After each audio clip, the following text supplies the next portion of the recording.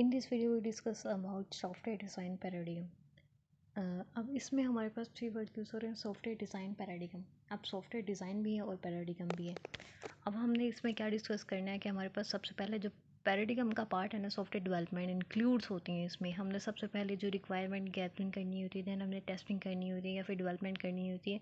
ठीक है, ये जो हमारे STL के 5 to 7 स्टेप होते हैं ना, ये हमने इसमें डिफ़ाइन करने होते हैं. ठीक है, सॉफ्टवेयर डिज़ाइन पैराडिगम में फर्स्ट जो हमारा होता है रिक्वायरमेंट गैदरिंग वाला सिस्टम होता है. ठीक है, और हमने जो रिक्वायरमेंट गैदर करनी होती है किससे करनी होती है, यूज़र से करनी होती है जो हमसे सॉफ्टवेयर बनवा रहा होता है. ठीक है, उसकी क्या रिक्वायरमेंट होगी, हमने उस रिक्वायरमेंट को सामने रखते हुए, उस रिक्वायरमेंट को फुल करते हुए हमने अपना सॉफ्टवेयर डिज़ाइन करके उनको देना है. ठीक है, अब हमारे पास सेकंड का स्टेप आएगा, हमने सॉफ्टवेयर डिज़ाइन करना है. अब डिज़ाइन क्या होता है, हमने सबसे पहले उसका स्केच बनाना है या फिर हमने उसकी प्लानिंग करनी है.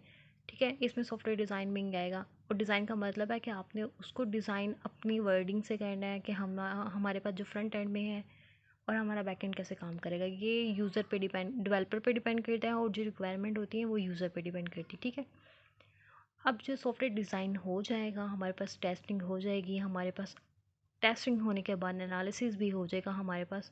दैन अगर एनालिसिस हो गया, टेस्टिंग हो गई, दैन हमारे पास क्या आखिरी लास्ट वाला स्टेप आता है अपडेटिंग का. ठीक है, अपडेटिंग क्या होती है, हमारे पास सिस्टम तो बन चुका है. ठीक है, एक्यूरेट हमारे पास यूज़र की रिक्वायरमेंट के थ्रू बना है. जो हमने यूज़र से रिक्वायरमेंट ली थी या उसने दी थी, उसके थ्रू हमने एक सॉफ्टवेयर बना दिया. अब हमें अपडेटिंग की क्यों ज़रूरत पड़ी, मोस्टली हमारे पास ऐसे यूज़र्स होते हैं कि कुछ उनको बताने में कुछ मसला हुआ या हमें समझने में कुछ ऐसा मसला हुआ, तो हमारा अगर एक आधा पॉइंट आगे पीछे हो जाए या फिर उसकी अपग्रेडिंग करनी पड़ जाए, या फिर यूज़र कह दें कि मुझे इसमें कलर नहीं ऐसा चाहिए, बैकग्राउंड ऐसा होना चाहिए, एनिमेशन होनी चाहिए. ठीक है, तो फिर हम उसमें अपडेटिंग कर देते हैं कि हमारे पास अगर यूज़र की अपडेटिंग हो रही है फॉर्म, या फिर उसको अच्छा डिज़ाइन नहीं लग रहा. ठीक है, तो उसमें हमारे पास क्या होती है, सॉफ्टवेयर अपडेटिंग में आ जाता है. सॉफ्टवेयर डिज़ाइन पैराडिगम में क्या होता है, डिज़ाइनिंग में हमने क्या करना होता है, सबसे पहले हमने स्केच बनाया या फिर हमने अपना कोडिंग के थ्रू हमने डिज़ाइन कर दिया. ठीक है, अगर हमारे पास फ्रंट एंड अलग है, डिज़ाइन हमारे पास अलग है. ठीक है, डिज़ाइन जो हमने सिस्टम करना है वो तो हमने देख लिया ना कि हमारे पास कौन सी लैंग्वेज यूज़ होंगी. अब यहाँ पे हमारे पास क्या आ रही है, हमारे पास डिज़ाइनिंग प्लेटफॉर्म कौन से आ रहे हैं, किस लैंग्वेज पे हमने सिस्टम डिज़ाइन करना है.